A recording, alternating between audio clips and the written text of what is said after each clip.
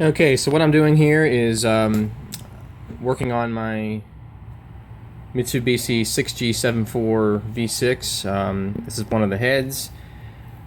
The engine suffered a timing belt breaking, and it ended up bending all six intake valves slightly on the opposite side head. This is the passenger side. So, but what I'm doing on all the valves is I'm basically lapping them in using valve lapping compound. This is just to make sure that I've got a good sealing surface. I'm not grinding the valve seats. I'm not cutting them in any way. This is just basically a polish, and it also helps reveal any inconsistencies. If the valve is bent, it's not going to lap cleanly. You won't get a nice consistent edge. So what we're kind of looking for here, grab an intake valve instead. And if the phone will focus, you can kind of see there's that consistent, sort of shiny edge that's been ground around the outside there. Now, it's a little less apparent on the exhaust valves because they're made from a different material, slightly different material. So, well, you can see that it has a nice dull gray ring. It's not shiny like it was on the intake in this case, but it looks good. And basically, I've already done the front half of the head, so I'm kind of working my way back. Now, one of the ways that people do this is with what they call a valve lapping tool. This is the larger of the two tools, so it basically comes with four sizes, and there's a suction cup on either end, and the idea is that thunder.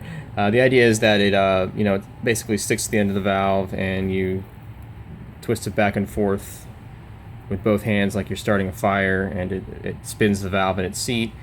I didn't have much luck with it, probably because in most cases I'm reusing the valves that came out of the engine because they weren't damaged, and there's some deposits on them, and a little bit of pitting, so I don't think I was getting a good suction with the suction cup, and it was essentially relying on just the friction between the rubber and the valve to spin, and it just wasn't getting good consistent results. It worked okay, but not great.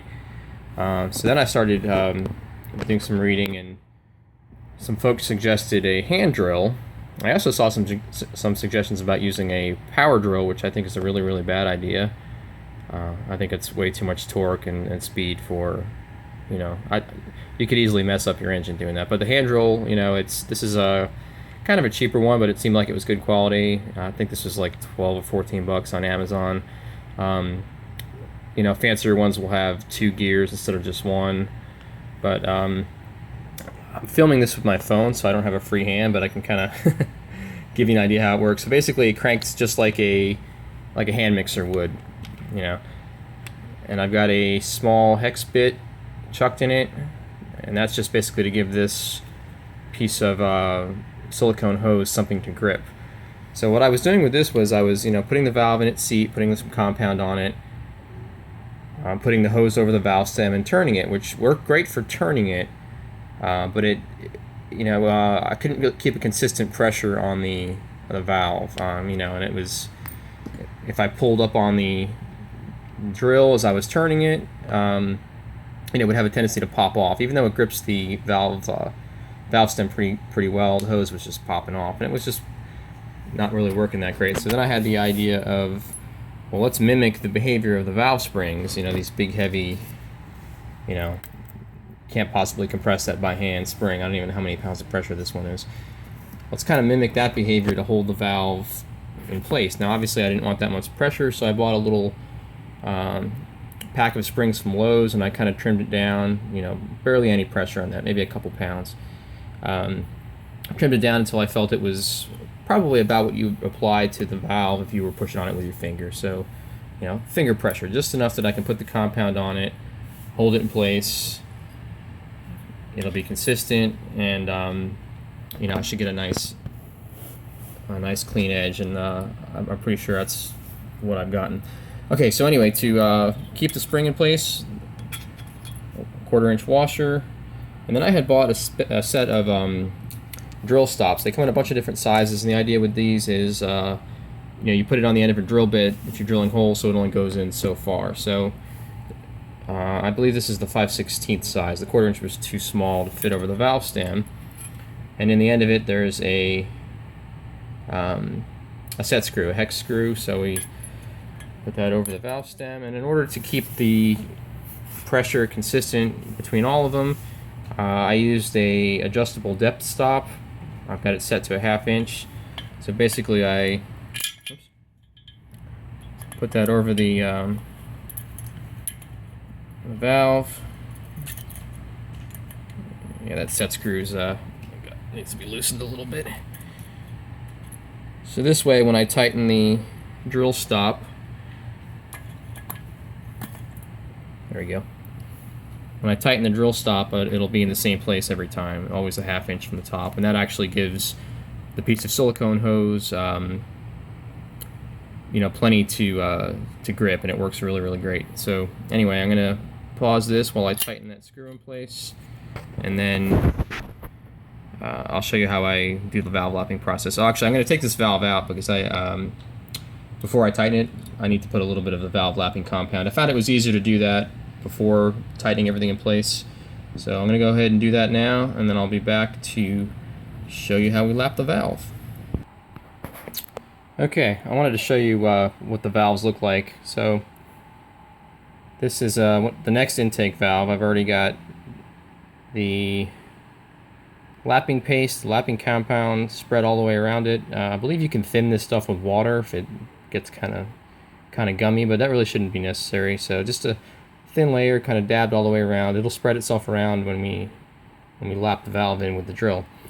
So put that down for a second. So here I've got the spring, this low tension spring in place, and the valve kind of, I've got what I had done to keep the valve in place while I was tightening the drill stop is I had a rag underneath. So anyway, that was pushing up on the valve. So now you can kind of see the valve operates sort of like it would in practice with the engine running, just with much, much less pressure. It's, I don't know, like I said, maybe 2 or 3 pounds of pressure, not much at all. And I've got the hose, the silicone hose over the end of the valve stem, and this is ready to lap in. So what I've noticed with this is, I kind of go in one direction, and you can sort of hear the timbre of the sound change. It goes from kind of being a coarse sounding, it just feels and sounds kind of a little more high pitched. So I probably go in one direction about 10 to 15 times, then back in the other direction about 10 to 15 times is really all it should take. You'll definitely notice a change in the feel and the sound, as I said. So I'm going to attempt to do this now because I'm holding the phone and recording at the same time. So and trying to do this at the same time. So anyway, here we go. Yeah, bear with me, gang. All right, I think I can manage that. And I've also found that holding the drill on a slight angle so that the hose is bent just a little bit, it kind of acts like a universal joint. That reduces the tendency for the drill to want to push on the valve. I want to keep it in place. I just want to turn it. I don't want to. The spring's doing the job of keeping consistent pressure on the surface, so we don't really want to mess with that. And having it a little bit offset kind of seemed to reduce that tendency. Not too much because it'll be too hard to turn. Let's try this again.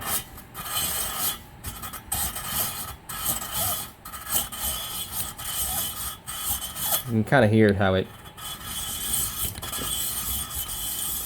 changed the pitch.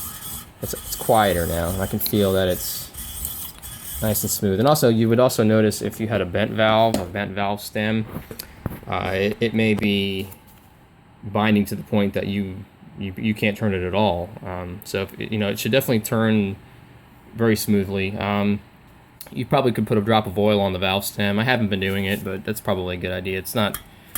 You're not doing a lot of spinning on it, but a drop of oil on the stem would also kind of help keep it lubricated, and it'll turn smoothly. But they shouldn't even without any kind of oil on it, you shouldn't encounter any resistance when turning. It should feel consistent.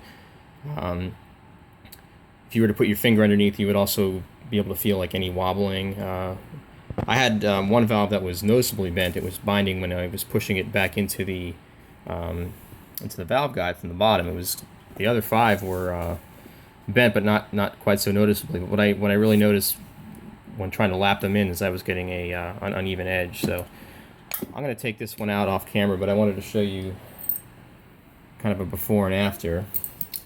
So these are valves that I had lapped in before by hand, and it's not bad, but you can almost kind of see like little bumps, like it was jittery. It wasn't a nice, smooth, consistent edge. So unfortunately this phone doesn't like to focus in that closely, but so that was kind of a before, and after would be more like the one I showed earlier, where you can just see the light running across it. It's pretty highly polished. This is an engine valve that has 140,000 miles on it, so a little bit of pitting, as long as it's not in an area where the valve is going to contact the seat.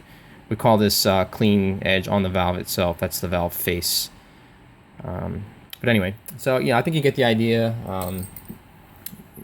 The spring idea, keeping it in position, keeping a consistent pressure on it, and then whatever device you're using, you might have better luck with the valve lapping tool on new valves. I haven't actually tried it since I started using the spring, but the hand drill works friggin' fantastic, and silicone hose grips it great. No issues there. This is a solution I definitely see myself using from now on. So, all right, thank you. Good luck.